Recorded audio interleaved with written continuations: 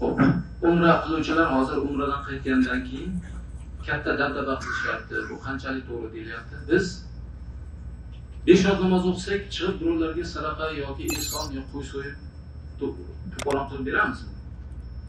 Yoki joy namozda tarqatamizmi? Umra 5 vaqt namozdan ko'ra past o'rinda turadi.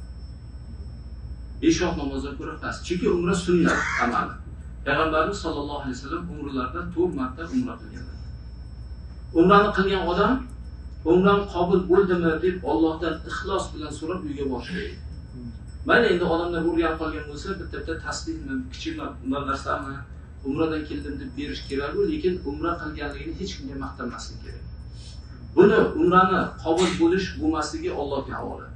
Agar kimning umrasi qabul bo'lgan bo'lsa, undan kambag'allik ham ketadi va gunohlar ham ketadi. Gunohi ketgan odam borib maqtanmaydi. Namoz o'qiymiz, Alloh biladi qabul qilyaptimi yo'qmi? Shunga maqtanmaymiz. Umrani nega maqtanar ekanmiz yoki hajga borib nega maqtanar ekanmiz? Hajni qabul qilsa, u gunohlari kafforat bo'ladi. Butun qilgan gunohlariga Alloh taolo kafforat qiladi. Al-hajjul mabrur laysa lahu jazaa'un illa jannah deydilar Payg'ambarimiz sollallohu alayhi vasallam.